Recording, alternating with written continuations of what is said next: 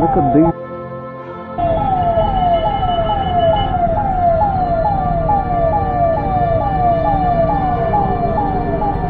And this guy is not ready to leave place for the ambulance.